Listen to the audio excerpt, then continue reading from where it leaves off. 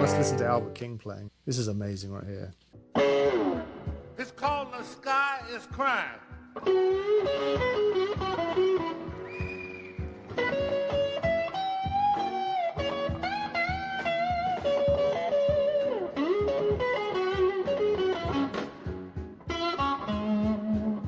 The sky is crying.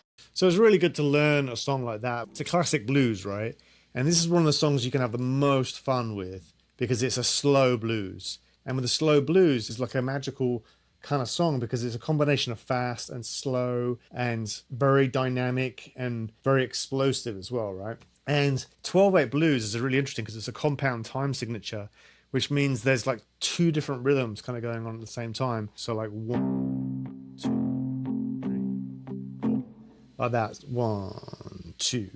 And it's so slow, you can barely kind of like keep up with it. And it's really easy to kind of get lost. But if you look within that beat, there's another rhythm going on, which is groups of 3/8 notes. So it's like 1, 2, 3, 2, 3, 4, 2, 3, 1, 2, 3, which is a much faster rhythm, right? So it's 12/8 notes. That's what's called 12/8. But there's 4 groups of them. So basically you've got 1, 2,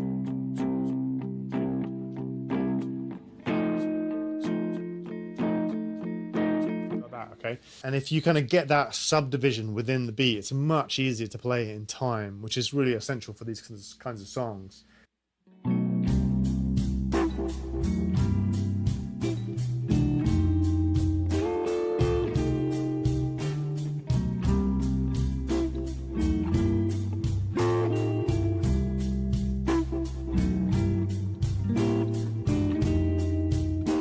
So that's the basic idea with a 12/8 blues. And there's so many great songs that use that kind of formula. But once you got that down, it's kind of fun to kind of play around with it a little bit more, and you can add some color to that. So what I'm going to show you here, if you look on the screen, is you can do these kind of cool like T-Bone Walker style chords where instead of just playing a regular C chord like that or a C7, you can play these T-Bone ninths. And they're these infinitely slidable chords. And they look like a kind of a diminished chord, like a half diminished chord. But it's just basically fret 7, 8, 7, 8 like that. So it's a C9 chord. And you can kind of slide these chords around like this. And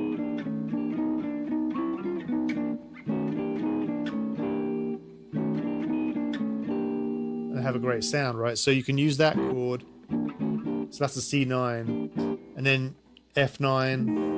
And then a lot of times in blues, you'll have these little walk-ups. And here's a cool little walk-up you can do where you go C, you can walk up the scale, D minor, C over E, and then an augmented. So it's basically walking up to the next chord.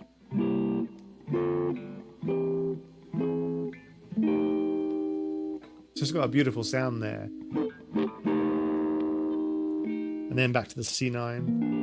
And then you've got the turnaround at the end where you've got the G9. The F9, C9, and then here's a little kind of chordal turnaround where you're going to go C9, F9, F sharp diminished, back to C, and then this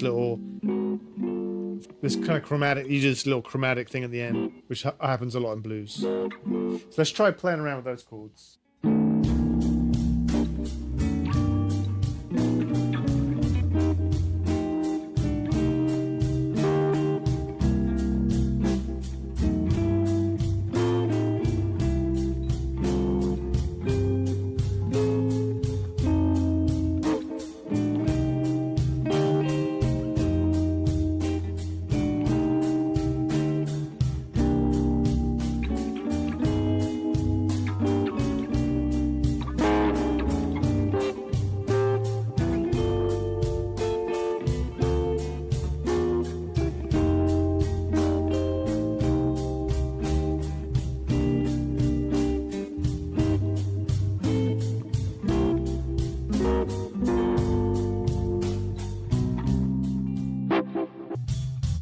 And when you're playing those kind of weird chords, part of the trick is they're passing chords, right? So if you're doing something like going, what you want to do is you don't want to kind of like, that's a color chord that you don't want to emphasize it too much. You don't want to go, well, you could do that. It would sound kind of cool actually, but you got to be careful doing that because it can kind of sound ugly too. So more like ways you can treat these kind of strange chords is you can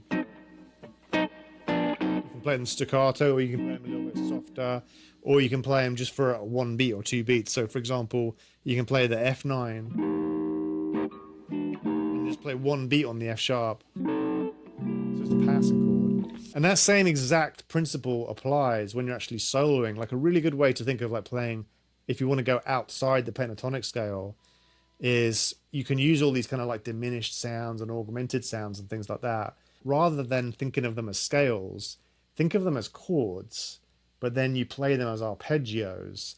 And then all of a sudden it just sounds a lot more musical.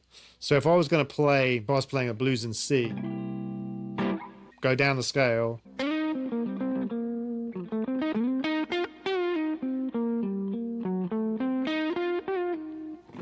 just by thinking of them, diminished sounds in there, by thinking of them more like passing chords rather than throwing in a diminished scale or something. Anyway, so if you take this song, The Sky is Crying, what you can do is take some of these ideas, and particularly with vocal phrasing, it's call and response. So if you look at The Sky is Crying, if you look at the Stevie Ray Vaughan version, he'll do these licks like...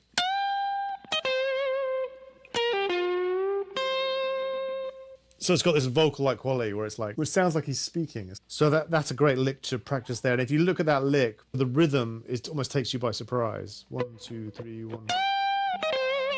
And Albert King would use his thumb, and Stevie would basically kind of pluck the strings to get that.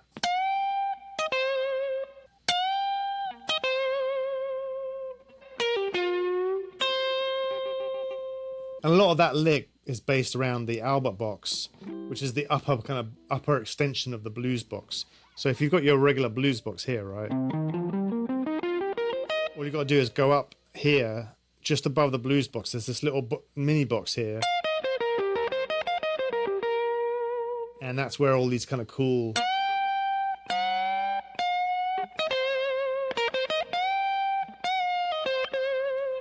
and those notes right there is basically what you're doing is you're bending between, there's an infinite amount of bends between the fourth, the flat 5, and the fifth of the scale. So basically, if you're in C, here's the root, second, third, fourth is right there. So you're bending up to the flat 5 and then to the perfect fifth.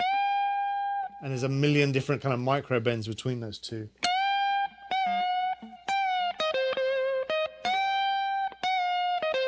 And people like Albert King were masters of just finding all those notes between the cracks. So that's a great lick to practice there. 2, 3, 1.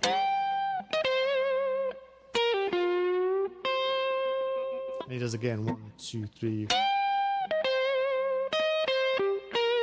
That's a classic little thing there.